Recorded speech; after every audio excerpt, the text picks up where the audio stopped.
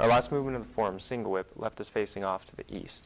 This movement is going to finish with us facing to the southwest. Now there's at least two different options for the footwork in this. There's probably more options out there, but I'm going to show you two of them, the two that I know. One of them tends to be a little bit easier on your knees and legs as you go through. The other one can be a little bit more difficult, but it just kind of depends on your legs and how flexible they are and how strong they are. So I'll show you both, and you can decide which one you prefer. I'm only going to show them both to you the first time, and then I'm going to stick with one as I go through, and just apply whichever one you prefer as we go through the movement. From our last movement, we're facing to the east. The first option is to rock back and turn toward the south by turning your left foot in. Bring the left hand across so it's pointing to the south. Then you shift to the left leg as you drop the right hand, scooping up so that it comes to the outside of the left arm. You bring the right leg in, pick up the right leg as you slide the right hand down the outside of the left arm. Then you extend the hand and the leg at the same time toward the southwest, and then gently set the heel of the right foot down. Again, everything facing off to the southwest. That's the option that tends to be a little more difficult on the legs. And the reason is because you leave the right leg planted as you go through this motion. So you end up in a pigeon-toed stance here before you actually go into the movement itself. The second option that tends to be a little bit easier is here you adjust the right foot so the toes are facing south. That way when you turn in with the left foot, your feet are facing more forward instead of super pigeon-toed. That can be a little rougher on the knees. If it doesn't bother you, that's fine. You can leave the right foot planted and just turn the left in. That's probably the more stable way of doing it. But if that bothers your legs, then you can adjust the right foot first, then adjust the left foot, then go into the technique itself. So I'll let you pick which one works best for you, and you just continue to use that as we go through the motion. From our last movement, we're facing to the east. We rock back to the right, turn, pivot the left foot in. The right hand goes back behind as the left hand comes across the front. The left hand's going to kind of stay there as we shift to the left and step in, scooping in with the right hand. Then we're going to slide up the outside of the left arm with the right hand and push out with the right arm and the right foot at the same time, and then gently touch the floor with the right heel.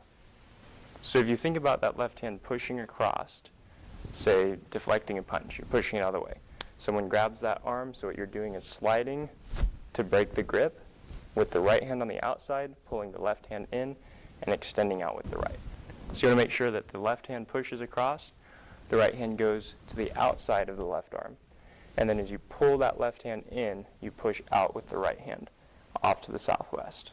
From here, rock back, turn, drop the right hand, shift to the left.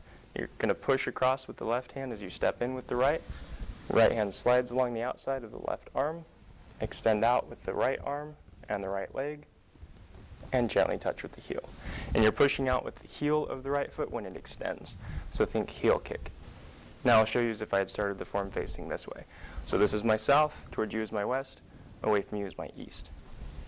Single whip left us facing off to the east. We're going to rock back, turn toward the south, drop the right hand, step in with the right leg, slide along the outside of the left arm with the right hand, and extend out with the right arm and the right leg at the same time, then gently touch with the heel.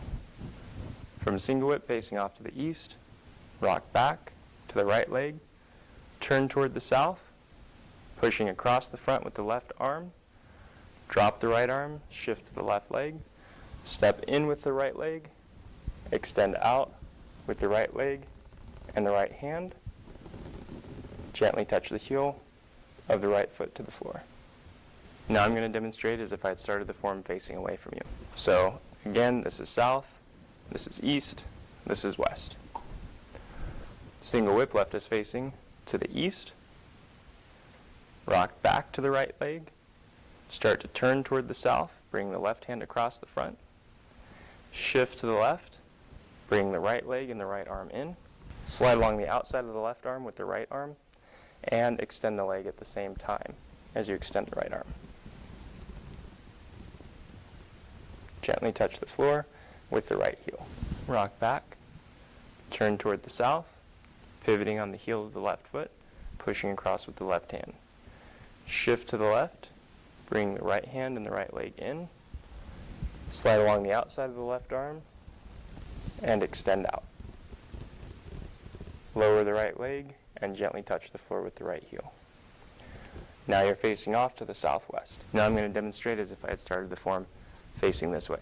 So this is my south, directly away from you is my west, directly towards you is my east. Single whip left me facing directly towards you or off to the east. I'm going to rock back, turn toward the south, shift to the left, extend out toward the southwest, and gently touch with the heel of the right foot. Our last movement left us facing east, so we rock back, turn to face south, right side comes in,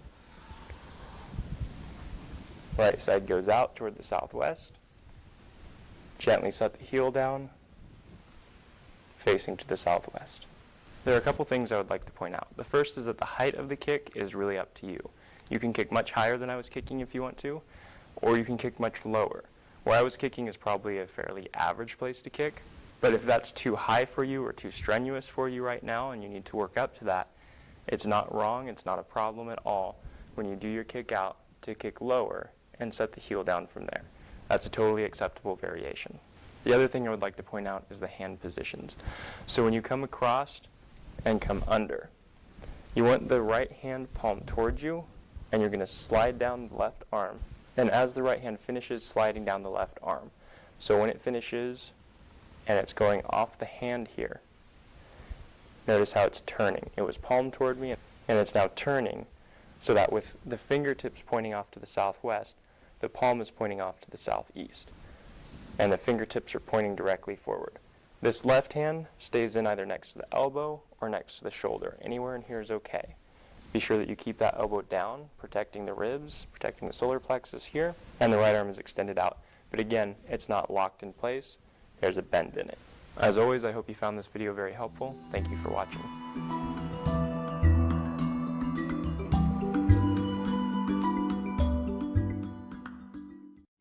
So I want to talk to you about something that I found absolutely invaluable for me while I was training in China. Now, while I was over there, I was training 6 to 8 hours a day, 5 days a week, and that is a lot of training. And as you can imagine, it takes a lot of energy to do that kind of training. So something that I had sent to me while I was over there to make sure I could keep my energy up was what's called Pure Trim. And they're basically meal replacement shakes. Now, they're used a lot of times for weight loss. If someone's looking for a meal replacement that has a lot of good nutrients in it, that's going to supply their body with the nutrition it needs while helping them lose weight rather than starving them while they're trying to lose weight. This is an excellent way to go, and that's kind of what the product was designed around, the concept that it was designed around. But also, if you're just in a hurry, like I'm a college student, I teach, I work, I have a lot of stuff going on, so I don't always have time to make a meal, but I don't want to revert to like eating fast food from a fast food place because I know that's not healthy at all. So if you're like me and you very rarely have time to prepare a proper meal, it's a great way to still get your nutrition and be able to continue your daily routine.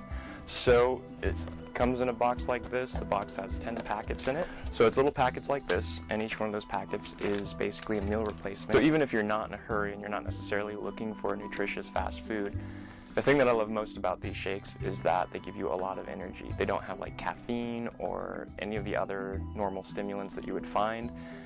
They're just good nutrition. So your body can use that nutrition to actually access all the energy in the food that you're eating rather than having to try to stimulate your body with something like caffeine. So that was the main thing that I noticed when I was using these shakes while I was over in China. So that at least was my experience with these shakes. I'm in love with them. I share them with anyone that I know that is looking either for more energy or a quick way to have a healthy meal on the go. If any of that sounds interesting to you, then check them out. Pure Trim Shakes. There's vanilla, strawberry, and chocolate flavors. You can get them at the website that's right here at the bottom of the screen. Check them out. Pure Trim.